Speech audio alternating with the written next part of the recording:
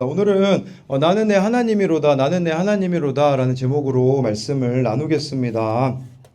네, 가장 힘든 시간을 좀 맞게 돼서, 네, 큰 기대는 없습니다. 여러분 얼굴 보니까, 네, 빨리 끝내달라고 하는 표정인데, 제가 최대한 한번, 네, 여러분들에게 좀 은혜를 끼치고 빨리 끝내도록 하겠습니다. 예, 제가 이 말씀 제목을 이제 나는 내 하나님이로다라고 잡은 이유는, 7절에 보면, 예, 나는 하나님이고 내 하나님이로다라고 나오기 때문입니다. 여러분, 이게 바로 우리 각자를 향한 하나님의 계획이자 우리 존재 이유라는 것이에요. 그것은 바로 하나님이 진짜 나의 하나님이 되는 것이라고 볼 수 있죠. 제가 그 구글에다가 이제 모태신앙을 검색하니까 저 이미지가 나오더라고요. 예, 모태신앙은 엄마 뱃속부터 이제 교회 다닌 친구들을 모태신앙이라고 하죠. 그럼 모태신앙 혹시 있으신가요? 손 좀 들어볼까요? 모태신앙들. 네, 좋습니다. 손 내려주시고요. 모태신앙들이 이걸 또 모태신앙이라고 하더라고요. 예, 우리 모태신앙 제일 뭘 못할까요? 그건 뭐냐면 제가 보기에는 하나님 믿는 걸 제일 못하는 것 같아요. 우리는 되게 하나님 믿는 척을 참 많이 하는 것 같아요. 제가 뭐 여러분들 보고 뭐라고 하는 게 아니라 제가 19년을 그렇게 살아왔거든요. 그냥 뭐 주일에 교회 안 가면 좀 이상하는 그런 느낌들이 있는 거죠. 그리고 교회 오래 다니면 여러분 막 잔기술들이 생기잖아요. 저에게는 엄청난 기술이 있어요. 그 기술은 뭐냐? 기도 시작하면 잠들었다가 아멘 소리에 이제 깰 수 있는 능력을 가지고 있습니다. 그러니까 이게 교회만 오래 다녀서는 안 되는 거죠. 여러분, 하나님을 믿지 않으면 어떻게 될까요? 내가 진짜 인생을 잘 사는 것 같은데, 그게요, 가짜 세상을 사는 거와 마찬가지예요. 여러분, 이 포스터에 나오는 이거 어느 영화에서 따온 걸까요? 바로 이것은 트루먼 쇼라는 영화에서 따와서 만든 포스터거든요. 이 트루먼 쇼라는 그 영화에 이 트루먼 버뱅크가요, 이 남자가 태어나가지고요, 초등학교, 대학교, 결혼까지 일거수일투족을 다 촬영해 방송에 내보내는 다큐멘터리였던 거예요. 그러니까 이 트루먼은 진짜 세상인 줄 알고 살았는데 알고 보니까 진짜 세상이 아니라 가짜 세상이었던 거예요. 아내도 가짜였고요. 엄마도 가짜였었어요. 그러니까 모두가 다 연기를 하면서 이렇게 살아가는데 이 트루먼이 결국은 거기서부터 빠져나오는 게 이 영화의 내용이거든요. 여러분, 우리도요, 각자가 벗어나야 되는 가짜 삶이 있다라는 거예요. 진짜 삶의 시작은 나는 내 하나님이로다. 즉 하나님이 나의 하나님이 되셔야 진짜의 삶이 시작이 되어진다라는 거죠. 여러분, 세상에서 여러분들이 남길 수 있는 그 위대한 업적이자 가장 기분 좋은 일은 무엇이 있을까요? 그것은 바로 여러분 누군가에게 예수님을 전하는 것이라는 거예요. 나를 통해 누군가가 예수님을 믿게 되어지는 거죠. 제가 어제 좀 소소한 좀 감동이 있었어요. 어제 우리 김현우 목사님이 나를 예수 믿게 해준 사람이 이제 누가 있느냐라고 이렇게 물어봤을 때, 우리 교회 청년들이 몇 명이 이제 저라고 이렇게 이야기해 줬거든요. 이것보다 참 저를 더 기쁘게 하는 것은 없다라는 생각이 들더라고요.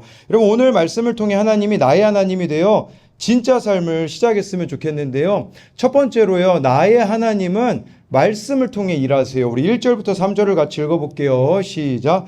전능하시니 여호와 하나님께서 말씀하사 해돋는 데서부터 지는 데까지 세상을 부르셨도다. 온전히 아름다운 시온에서 하나님이 빛을 비추셨도다. 우리 하나님이 오사 잠잠하지 아니하시니 그 앞에는 삼키는 불이 있고 그 강풍이 불리로다. 여러분, 1절을 아주 쉽게 말하면 창조주 하나님이 1절이고요. 2절은 통치자 하나님, 3절은 심판주 하나님을 가리키고 있어요. 그렇다면 여러분들이 창조주 하나님, 통치자 하나님, 심판주 하나님을 믿는다라는 것은 뭘 말하는 걸까요? 말씀을 있는 그대로 믿는 거라고 볼 수 있어요. 1절에서 여러분 주목해서 봐야 되는 것은 말씀하사 부르셨도다라는 거예요. 직역하면 이런 의미가 있더라고요. 그가 말씀하십니다. 그리고 부르십니다.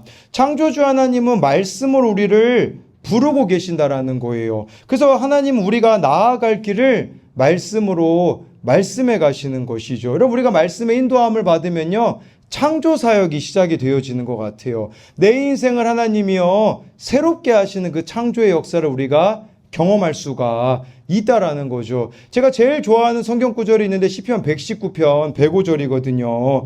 주의 말씀은 내 발의 등이요 내 길의 빛이니이다. 여러분 이 말씀의 의미가 뭐냐면 주의 말씀은 내 발의 등이라는 것은 한 걸음만 비춰준다라는 뜻입니다. 여러분 유통기한 지난 음식 혹시 먹어본 적 있나요? 네, 뭐 며칠 지난 것까지 먹어봤어요.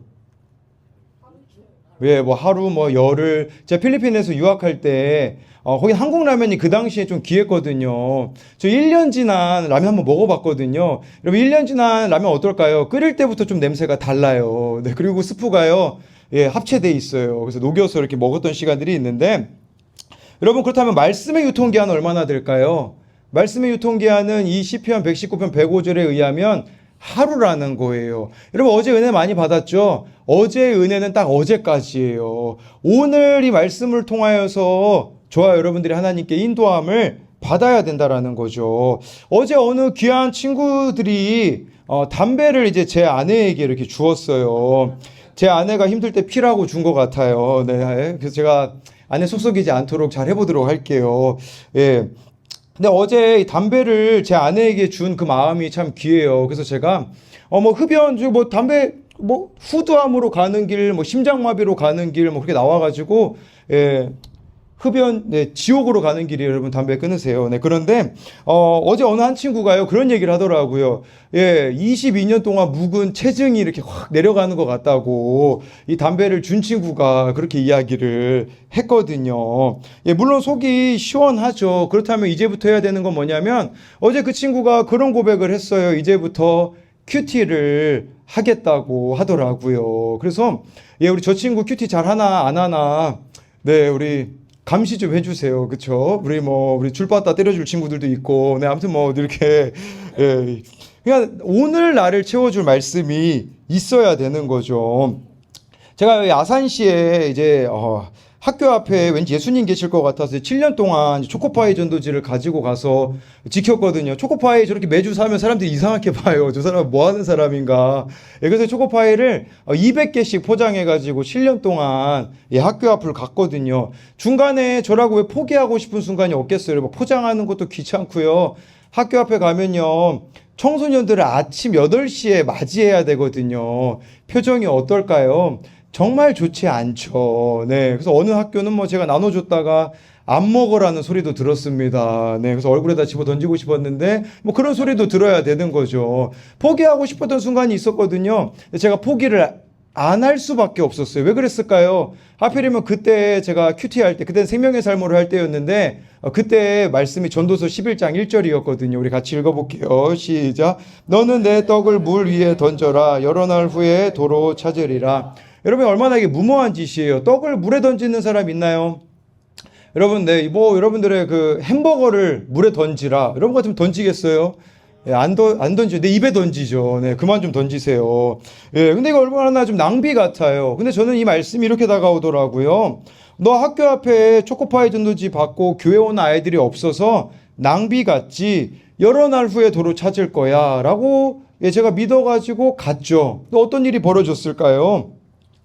저희 교회에서 이제 5분 거리에 있는 고등학교 기도 모임에 이제 들어가게 되었어요. 기도 모임에 들어갔는데 이제 기독교 동아리도 맡아달라고 해서 거기도 기독교 동아리를 맡으니까 기도 교사도 맡아달라고 해서 일주일에 3일 이렇게 학교에 들어가게 되어지더라고요. 정말 여러 날 후에 도로 찾게 되어지더라고요. 이게 바로 1절에서 말하는 창조주 하나님을 말씀으로 믿는다라는 거예요. 저와 여러분들이 그렇게 말씀을 믿으며 나아갈 때 하나님은 창조 사역을 우리 각자를 통해 이루어 가신다라는 거예요. 여러분 2절은 아까 제가 통치자 하나님이라고 말씀드렸잖아요.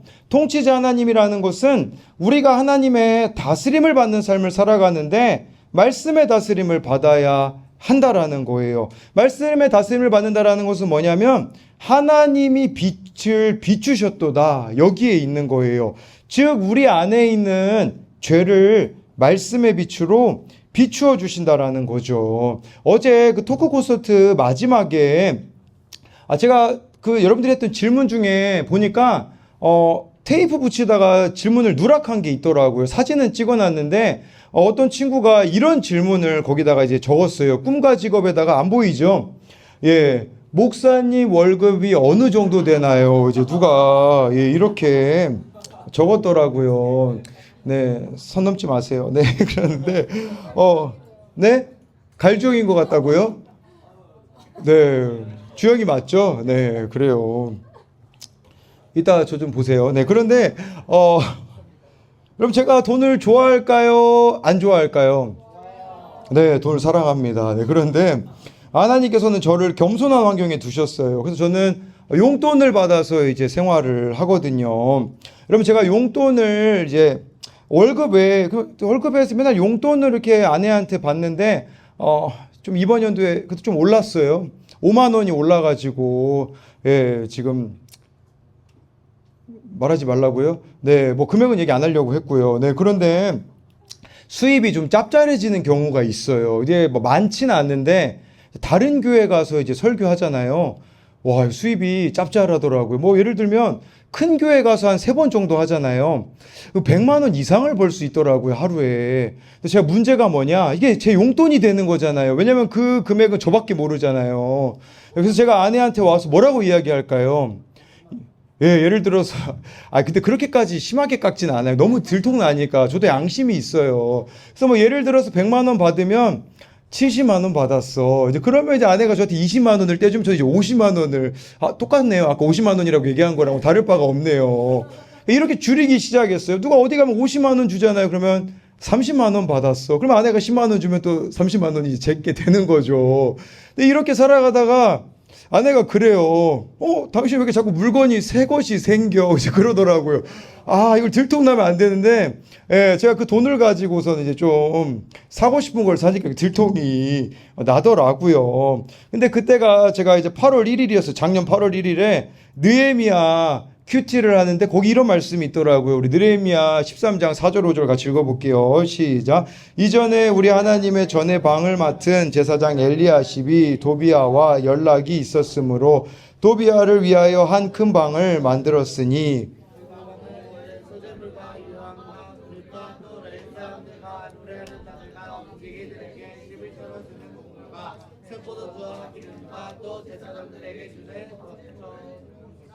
네, 아주 짧게 이 내용 설명드리면 뭐냐면요. 여기 엘리야십이라는 사람이 제사장이었어요. 근데 그 당시 제사장은 이제 11조로 생활을 했거든요. 근데 11조로 생활하려면 막 백성들이 11조를 잘 내야 되는데 어떤가요? 여러분 11조 잘 내나요? 잘 내지 않죠. 막 수련회비 없어요. 그러면서 막 저기 막 GS에는 줄 서 있고 막 네. 아무튼 뭐 여러분 맛있게 먹었잖아요. 근데 이 엘리야십이요. 그러니까 이제 수입이 안 되니까 도비아라는 사람한테 성전에 있는 방을 하나 내줘요. 그래서 이제 수입을 받으니까 이제 수입이 많아지는 거죠. 그래서 저도 이 말씀 보면서 내가 가지고 있는 엘리야십의 욕심은 뭘까? 그랬을 때 딱 찔리는 게 한 가지 있더라고요. 다른 교회에서 사례 받으면 그 사례를 줄여서 이야기하는 게 찔려가지고 적용을 했어요. 어떻게 적용을 했냐? 뭐라고요? 다 주는 거 아내한테. 자수하는 거, 뭐 자수도 괜찮은데 아내도 주는 것도 괜찮은 방법인데 저는 어떤 방법을 택했냐면 교회에다 헌금하기로 이제 다 결정을 했어요. 그래서 외부 사역하는 거는 모든 걸 다 교회에다가 이제 헌금하기로 하니까 그때부터 외부 사역들이 많이 들어오더라고요. 그런데 제가 거기 이제 좀 보면서 무슨 생각을 하게 됐냐면 제가 예전에는요 다른 교회 가서 설교하는 거를 되게 좋아했거든요. 근데 제가 이 수입을 다 교회 헌금하니까 어떻게 바뀌었을까요? 네, 맞아요. 얼마나 제가 욕심이 많은 사람인지 알게 되었어요. 예, 그래서 이처럼 제 욕심이 말씀을 통해 드러난 거죠. 2절 말씀에 여러분 통치자 하나님을 우리가 말씀으로 믿는다라는 것은 하나님의 다스림을 저와 여러분들이 받게 되어지면 말씀을 통해서 내 모습이 보이는 거라고 할 수 있어요. 3절은 하나님은 심판주 하나님이라고 말씀하시잖아요. 이 심판주 하나님에 대하여서는 구체적으로 4절에서 6절에 보면 자세히 나와 있는데 우리 같이 읽어보겠습니다. 시작. 하나님이 자기의 백성을 판결하시려고 위 하늘과 아래 땅에 선포하여 이르시되 나의 성도들을 내 앞에 모으라. 나와 언약한 이들이니라 하시도다. 하늘이 그의 공의를 선포하리니 하나님 그는 심판장이시미로다. 여러분 아주 쉽게 말씀드리면요 하나님만이 심판장이시래요. 무슨 말일까요? 저와 여러분들이요, 나의 옳고 그름을 버리시고 하나님의 판결을 따라야 된다라는 거예요. 근데 우리들의 문제는 뭘까요? 하나님보다 내가 더 옳다고 생각하기 때문에 원망과 불평이 우리들의 삶에 있는 거라고 볼 수가 있겠죠. 내가 얼마나 내 인생에 그 스스로 심판장이 되는지 몰라요. 지금 그렇기 때문에 여러분들이 심판장이 되어가지고요, 마음으로 심판하고 있는 사람이 있을 거예요. 난 절대로 이 사람을 사랑하지 않을 거야. 난 절대로 이 사람은 용서하지 않을 거야. 라는 거죠. 또 여러분들이 스스로 심판장이 되면요, 문제가 뭐냐면 나는 항상 피해자라고만 생각을 하는 거죠. 내가 가해자라는 생각을 하지 않는다면 저와 여러분들이 스스로 인생에 대하여 심판장이 되어 있다라는 증거라는 거죠. 여러분, 그렇다면 하나님이 심판장이신 우리가 고백하는 것은 말씀을 통해서 내 생각이 틀렸구나, 나도 가해자구나 라는 것을 깨닫는 거죠. 저는 청소년 사역을 13년째 하고 있어서 피해자라는 생각이 좀 많이 들거든요. 왜냐하면 배신당하고 떠난 아이들도 많고요. 근데 제가 최근에 말씀을 통해서 깨달은 것은 뭐냐면, 예전에는 그들이 떠났다였어요. 예전에는 그들이 저를 배신하고 떠났다, 나는 피해자다 였거든요. 근데 이제와 돌이켜보니까요, 이렇게 바뀌더라고요. 그들이 떠날 수밖에 없었다라고 인정하게 되어지더라고요. 왜냐하면 저는 그들을 이용해 먹은 사람이거든요. 제가 인정받기 위해서 사역했던 사람이기 때문에 그렇게 하나님의 오르심을 인정하니까 제 안에 해석이 안 되어졌던 것들이 하나씩 해석이 되어지더라고요. 여러분, 심판장 되시는 하나님의 관점으로 바라보는 것이 바로 말씀을 통해 우리가 해석하는 거라고 볼 수 있어요. 그래서 이것에 대한 적용 질문은요, 말씀을 통해서 하나님의 인도하심을 따르는 창조주 하나님을 경험한 적이 있나요? 이건 여러분들이 순종해서 하나님께서 여러분들을 통해 일하신 적이 있는가를 묻는 거고요. 두 번째는요, 말씀의 빛으로 내 안에 있는 어둠을 발견하는 통치자 하나님을 경험한 적이 있나요? 그래서 내 안에 어둠을 발견하는 거, 그게 바로 통치자 하나님이라고 제가 설명을 드렸죠. 세 번째는 말씀을 통해서 내 생각이 틀렸다라는 것을 발견하는 심판주 하나님을 경험한 적이 있나요? 두 번째로는요, 나의 하나님은 내가 예배자로 살아가라고 하세요. 우리 7절, 8절 같이 읽어보겠습니다. 시작. 내 백성아 들을지어다.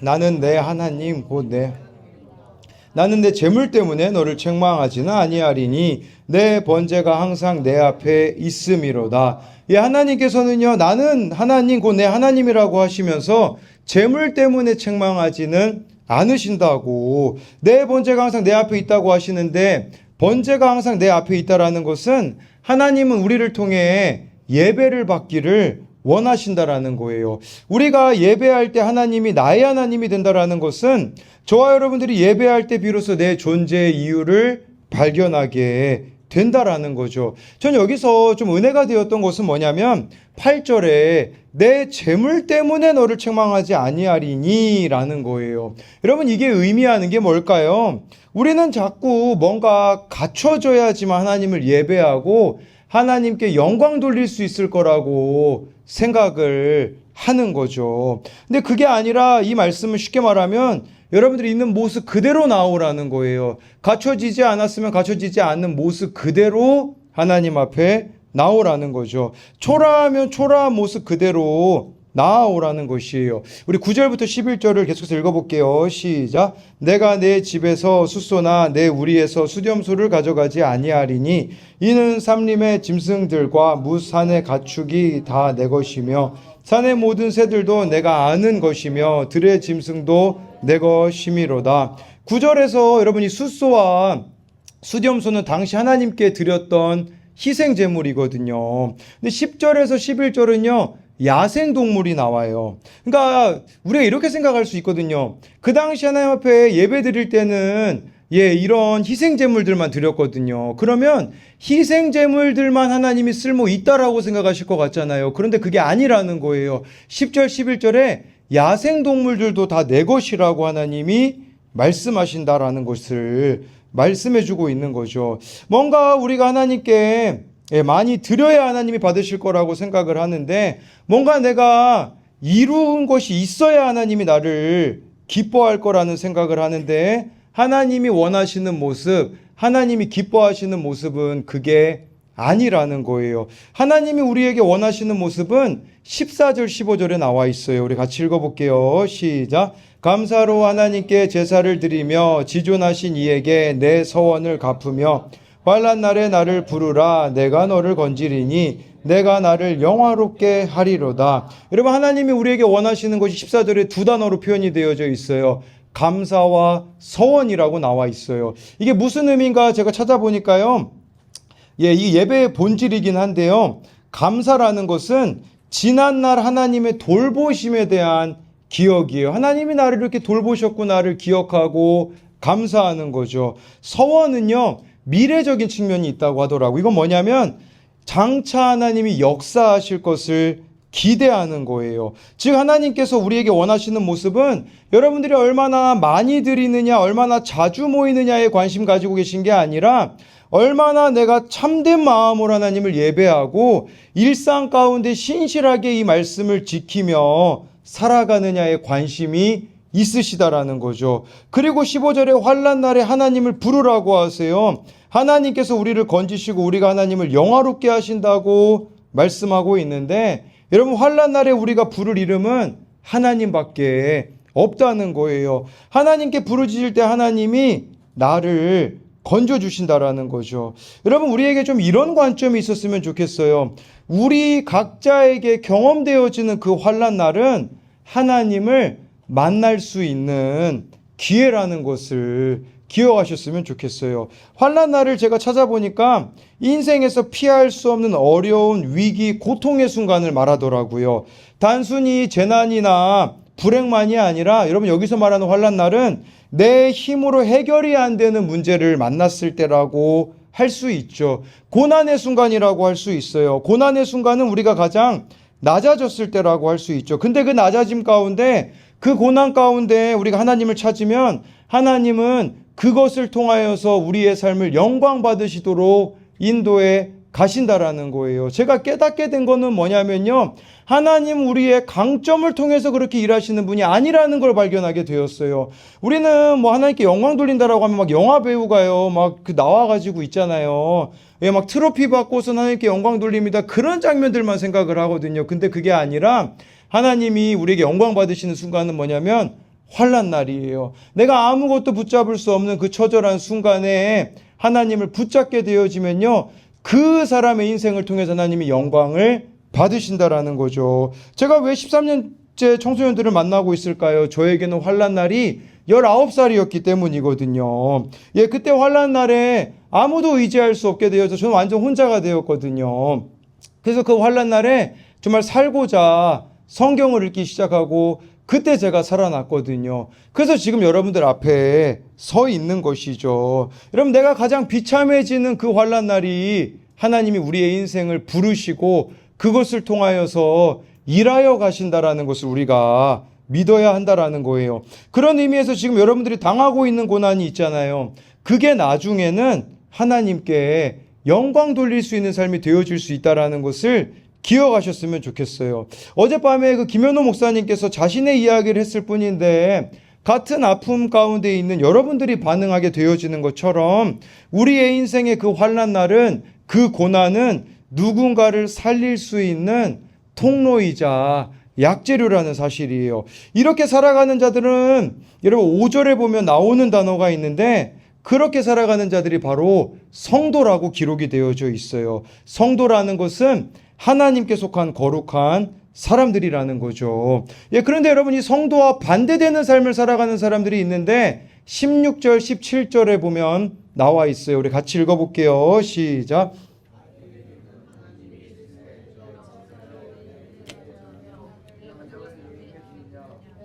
교훈을 미워하고 내 말을 내 뒤로 던지며. 네, 여러분 많이 피곤하시죠? 네, 여러분 뭐 피곤하셔가지고 집중 못 하시는 분들이 많이 있는데 괜찮습니다. 저는 이제 마음이 좀 바뀐 게 있어요. 뭐가 바뀌었냐? 기독교 동아리 들어가니까 제 설교를 아무도 안 듣더라고요. 22명이 기독교 동아리 들어왔는데 18명이 불신자들이었어요. 기독교 동아리인데 갈 동아리가 없어가지고 기독교 동아리로 이렇게 몰린 적이 있거든요. 막 제가 설교하면 누구 노래 부르고, 아무튼 뭐 그래가지고 제 마음은 한 명만 들으면 된다. 이 마음으로 바뀌어서 지금 제 마음에 지금 한 사람이 생겨가지고요. 네, 그 사람만 제가, 은혜 받게 하면 될 것 같습니다. 그럼 여기 악인이라는 단어가 나오잖아요. 이 악인이라는 단어를 제가 찾아보니까 어원적으로 악인이 뭘까요? 뭐 나쁜 짓 하는 사람이 악인인 것 같잖아요. 근데 악인이요, 이 히브리어로 보면요, 잊어버리는 자가 악인이래요. 잊어버리는 자. 그럼 잘 잊어버리시죠? 네, 우리 물건 잘 잃어버리고 다니시는 분들 우리 교회 좀 많은 것 같아요. 목사님, 제 지갑이 어디 있을까요? 그래서 목사님, 제 에어팟이 어디 있을까요? 이렇게 물어보는 친구들이 있어요. 그럼 나쁜 짓 하는 사람이 악인이 아니라 잊어버리고 살아가는 사람이 악인이래요. 뭘 잊어버리는 사람일까요? 아주 쉽게 말씀드리면요, 큐티 안 하는 사람이 악인이에요. 왜냐하면 말씀 묵상을 하지 않으면 우리 하나님을 기억하지 않기 때문에. 아주 다른 사람 쳐다보시면 안 되죠. 네, 악인 막 옆 사람 쳐다보고 그러는데, 근데 여러분, 이스라엘 제사에는요, 그 당시에 하나님의 율례와 언약을 암송하는 시간이 있었다고 해요. 그래서 이게 16절에서 내 율례를 전하며 내 언약을 내 입에 두느냐, 말씀은 막 암송하는 거예요. 네, 그래서 막 알고 있는 말씀은 머릿속으로는 너무 많아요.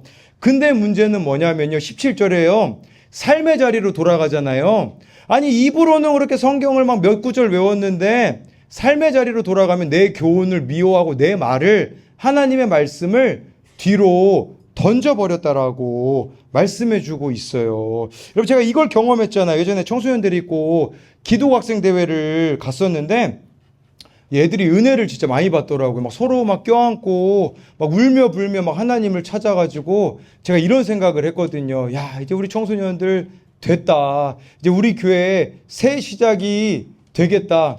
어땠을까요? 네, 나오는 길에 이렇게 담배 피시더라고요. 네, 그래가지고, 착각이었다라는 것을 깨닫게 되었거든요. 여러분, 우리가 시간과 물질 하나 옆에 드리면 어떻게 되어질까요? 우리 18절 말씀 같이 읽어볼게요. 시작. 도둑을 본즉 그와 연합하고 간음하는 자들과 동료가 되며.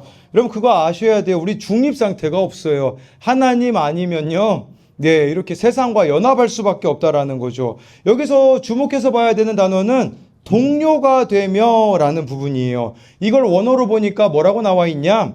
배당된 몫이라고 나와 있더라고요. 우리의 삶에 떼놓은 몫이 있는 거예요. 그러니까 이런 의미로 여러분들이 볼 수 있어요. 하나님께 시간과 물질을 여러분들이 드리지 않으면 거짓된 것, 음란한 것들에 내 삶을 쓰게 될 수밖에 없다라는 거죠. 내 삶의 그 몫을 정해놓고 그렇게 살아가다 보니까 그게 뭐가 되나요?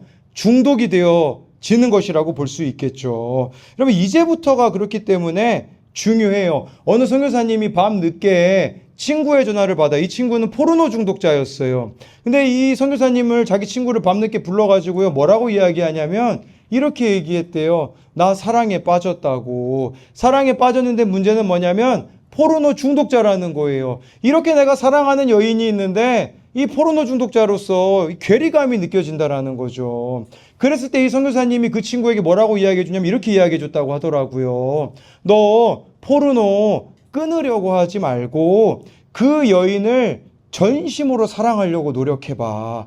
그러면 그 포르노 중독이 끊어질 거야. 몇 달이 지나서 만났는데 그런 얘기를 하더라고요. 그 포르노 중독이 끊어졌다고 하더라고요. 여러분, 뭐 노력으로, 의지로 죄 끊으려고 하지 마세요. 어제 담배 준 친구 저 안 믿어요. 왜 안 믿는 줄 아세요? 저한테 지금까지 담배를 준 애들이 너무 많거든요. 근데 그 이후에 또 사서 피더라고요. 죄는요, 의지로, 노력으로 끊는 게 아니에요. 그렇게 끊으면 어떻게 될까요?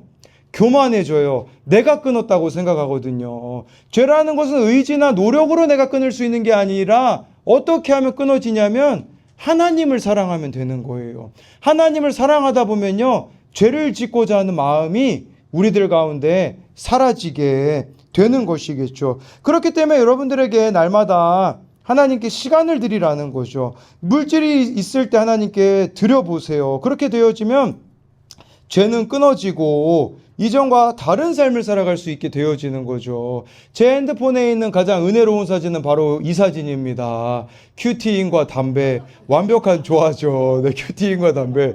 지금까지 본, 네, 제일 은혜스러운 사진을 제가 이렇게 간직하고 있는데, 네, 여러분들에게 좀 이렇게 말하고 싶어요. 담배 피듯이 큐티해라. 네, 담배 필 생각하듯이 말씀을 생각해라. 그러다 보면 담배가 끊어진다. 저는 이 예배자로 살아갈 때 생각나는 말씀이 있어요. 여러분, 우리가 결론적으로 핵심은 뭐냐면 예배자로 살아가야 된다라는 것이 오늘 말씀의 또 2대지 핵심인데, 그때마다 예배자 하면 떠오르는 사람이 있는데 누구냐면 아벨이라는 사람이 저는 가장 먼저 떠올라요. 우리 창세기 4장 3절부터 5절 같이 읽어볼게요. 시작. 세월이 지난 후에 가인은 땅의 소산으로 제물을 상하이 여호와께 드렸고 아벨은 자기도 양의 첫 새끼와 그 기름으로 드렸다니 여호와께서 아벨과 그의 제물을 거두셨으나 가인과 그의 제물은 받지 아니하신지라. 가인이 몹시 분하여 안색이 변하니. 네, 여러분, 아벨은 양의 첫 새끼와 그 기름으로 드렸는데 여호와께서 아벨과 그의 제물은 받으셨지만 가인과 그의 제물은 받지 않으셨다라고 하는데, 여러분, 왜 그랬을까요? 제물의 차이일까요? 네, 제물의 차이가 아니에요. 사람이 앞에 나오잖아요. 여러분 4절 보세요. 아벨과 그의 제물은 받으셨으나 5절에요. 가인과 그의 제물은 받지 않으셨다. 사람이 앞에 있어요. 제물의 차이가 아니라 여러분들의 삶을 하나님이 보신다라는 거예요. 우리가 와서 예배 드리는 것도 마찬가지예요. 뭐냐? 일주일 동안 내가 어떻게 살았는가? 삶이 이 제물 앞에 있다라는 것을 말해주는 거죠. 여러분, 그 당시에 누가 돈을 더 잘 벌었을까요? 아벨이 잘 벌었을까요? 가인이 잘 벌었을까요? 뭐라고요? 가인. 네, 뭐 아벨인 것 같다. 손 들어볼까요? 나는 가인이 돈 잘 벌었을 것 같다. 손. 네, 나는 아벨인 것 같다. 네, 나머지는 관심 없다. 네, 좋습니다. 네, 누가 돈 잘 벌었냐면요. 그 당시는 가인이 돈 잘 벌었습니다. 왜냐하면 이 당시는요, 사람들이 고기를 먹지 않을 때였어요. 여러분, 노아 때부터 고기 먹은 거 아시죠? 네, 처음 들어보시는 것 같은데, 네, 당시 사람들은 고기를 먹지 않았는데 아벨이 양을 키웠거든요. 예, 물론 저도 양꼬치를 먹으러 갈 예정이긴 하지만 지금이야 여러분 양 쓸만하죠. 털도 쓸만하죠. 고기로도 쓸만하죠.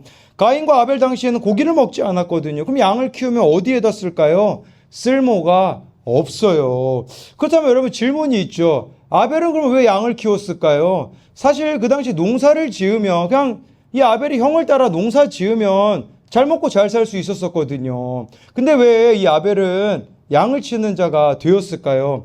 물론 형이 너무 강했을 수도 있어요. 그래서 형한테 너무 맞아가지고 뭐 이렇게 지을 수도 있겠지만 그런 의미보다는요. 왜 아벨은 양을 쳤을까 추정해 볼 수 있는 말씀이 있거든요. 그건 뭐냐면 창세기 3장 21절에 이런 말씀, 21절인데 31절이라 썼네요. 우리 같이 읽어볼게요. 시작.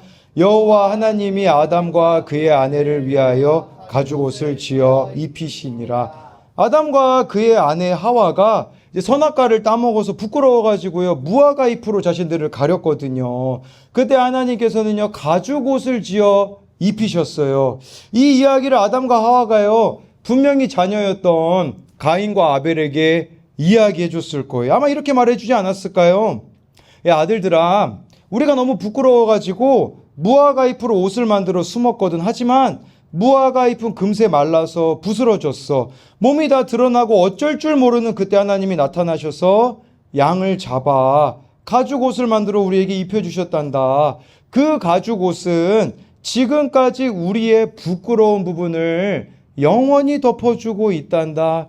아마 이 이야기 들어서 양치는 자가 되지 않았을까 추정해 보는 거죠. 그가 만약에 자신의 유익을 구하는 삶을 살았다면 형을 따라 편안하게 농사 짓는 삶을 선택했을 거예요. 하지만 하나님이 가죽옷을 지으시려면 양이 절대로 필요하기 때문에 하나님이 필요로 한 양을 누군가는 쳐야 되지 않을까? 나에게는 아무런 유익이 되지 않지만 하나님이 필요한 일이시라면 내가 한번 해보자라는 마음이 그에게 들었을 거라는 거죠. 여러분 아벨의 이름의 뜻이 뭔지 아세요? 공허라는 뜻이에요. 여긴 두 가지 의미가 있어요. 첫 번째는요. 그는 부모의 사랑을 받지 못했을 가능성이 커요. 여러분 누가 자식 이름을 공허라고 짓습니까? 예, 우리에겐 이런 의미가 될 수 있겠죠. 이제는 부모 탓을 그만하자. 아벨은 부모의 사랑을 받지 못한 자였을 뿐만 아니라 다른 한 가지 의미가 있을 수 있어요. 그건 뭐냐면 사람들이 보기에는 허무해 보이는 짓 하는 사람으로 보여질 수 있었을 거예요. 여러분, 하나님 말씀에 순종하는 삶이 뭔지 아세요? 세상 사람들이 보기에는 허무해 보이는 짓 하는 거예요. 의미 없어 보이는 짓 하는 것처럼 보이는 게 바로 이거죠.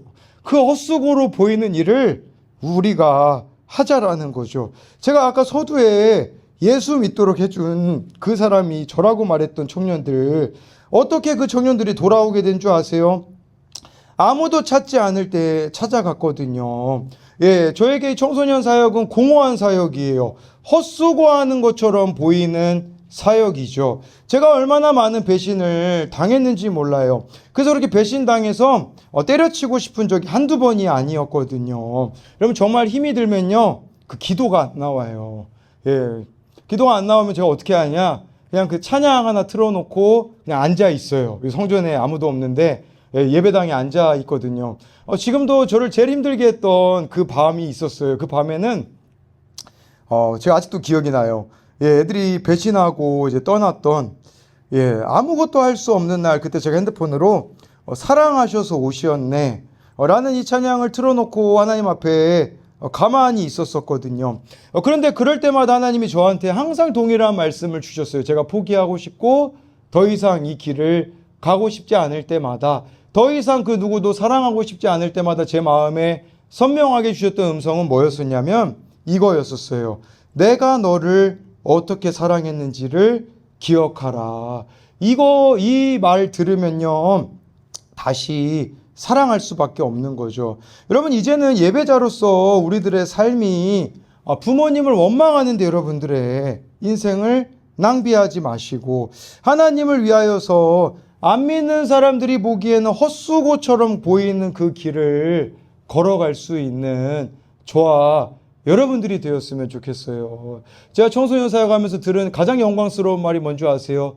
호구라는 말이에요. 어느 친구가 저보고 그러더라고요.